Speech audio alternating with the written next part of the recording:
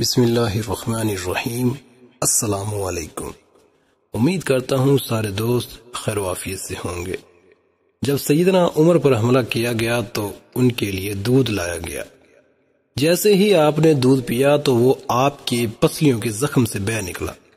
طبیب نے ان سے کہا، اے امیر المومنین، وصیت فرما دیں، آپ زیادہ دیر زندہ نہیں رہ سکیں گے۔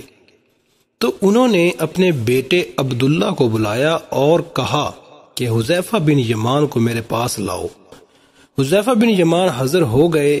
یہ وہ صحابی ہیں جنہیں نبی کریم صلی اللہ تعالی علیہ وآلہ وسلم نے منافقین کے ناموں کی فہرست عطا کی تھی، اور ان ناموں کے بارے میں اللہ پاک اس کے رسول صلی اللہ تعالی علیہ وآلہ وسلم اور حذیفہ بن یمان کے علاوہ کوئی نہیں جانتا تھا۔ حضرت عمر نے پوچھا جبکہ خون ان کی پسلیوں سے بہہ رہا تھا کہ اے حذیفہ بن یمان، میں آپ کو اللہ کی قسم دے کر کہتا ہوں، کیا اللہ کے رسول صلی اللہ تعالی علیہ وسلم نے میرا نام منافقین کے ناموں میں لیا ہے یا نہیں؟ یہ سن کر حذیفہ بن یمان کی آنکھوں سے آنسو جاری ہو گئے اور فرمایا، یہ میرے پاس رسول اللہ صلی اللہ تعالی علیہ وسلم کا راز ہے جو کسی کو نہیں بتا سکتا۔ آپ نے پھر پوچھا، اللہ کے لیے مجھے اتنا بتا دیں، اللہ کے رسول صلی اللہ تعالی علیہ وآلہ وسلم نے میرا نام شامل کیا ہے یا نہیں؟ حذیفہ بن یمان کی ہچکی بند گئی اور کہتے ہیں، اے عمر، میں صرف آپ کو بتا رہا ہوں، اگر آپ کی جگہ کوئی اور ہوتا تو میں کبھی بھی اپنی زبان نہ کھولتا، اور وہ بھی صرف اتنا بتاتا ہوں کہ رسول اللہ صلی اللہ تعالی علیہ وآلہ وسلم نے اس میں آپ کا نام شامل نہیں کیا۔ حضرت عمر نے اپنے بیٹے عبداللہ سے کہا کہ دنیا میں میرے لیے ایک چیز باقی رہ گئی ہے۔ حضرت عبداللہ نے پوچھا، وہ کیا ہے ابا جان؟ حضرت عمر نے فرمایا، بیٹا، میں روضہ رسول صلی اللہ علیہ وسلم میں دفن ہونا چاہتا ہوں، لہذا ام المومنین حضرت عائشہ رضی اللہ تعالی عنہ کے پاس جاؤ، ان سے یہ مت کہنا کہ امیر المومنین عمر، بلکہ کہنا کہ کیا آپ عمر کو اپنے ساتھیوں کے قدموں میں دفن ہونے کی اجازت دیتی ہیں، کیونکہ آپ اس گھر کی مالکن ہیں۔ تو ام المومنین نے جواب دیا کہ یہ جگہ تو میں نے اپنے لیے تیار کر رکھی تھی، لیکن آج میں اسے عمر کے لیے ترک کرتی ہوں۔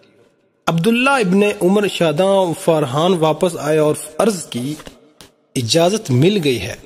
عبداللہ ابن عمر نے دیکھا کہ حضرت عمر کا رخسار مٹی پر پڑا ہے تو انہوں نے آپ کا چہرہ اٹھا کر اپنی گود میں لے لیا۔ حضرت عمر نے اپنے بیٹے کی طرف دیکھا اور فرمایا کہ کیوں تم میرا چہرہ مٹی سے بچانا چاہتے ہو؟ عبداللہ بن عمر نے کہا، ابا جان، لیکن حضرت عمر نے بات کاٹتے ہوئے فرمایا کہ اپنے باپ کا چہرہ مٹی سے لگنے دو، بربادی ہے عمر کے لیے اگر کل اللہ پاک نے اسے نہ بخشا۔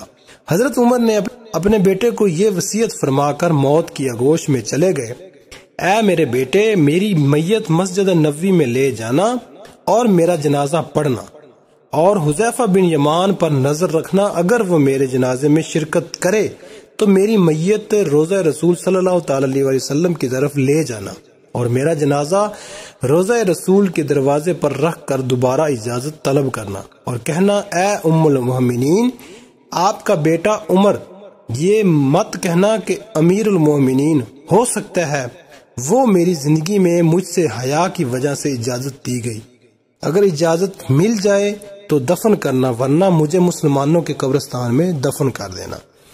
عبداللہ ابن عمر کی نظریں حذیفہ بن یمان پر تھی۔ وہ کہتے ہیں کہ میں حذیفہ بن یمان کو ابا جان کی نماز جنازہ پر دیکھ کر بہت خوش ہوا اور ہم جنازہ لے کر روضہ رسول کی طرف چلے گئے۔ دروازے پر کھڑے ہو کر میں نے کہا، اے ہماری ماں، آپ کا بیٹا عمر دروازے پر ہے، کیا آپ تدفین کی اجازت دیتی ہیں؟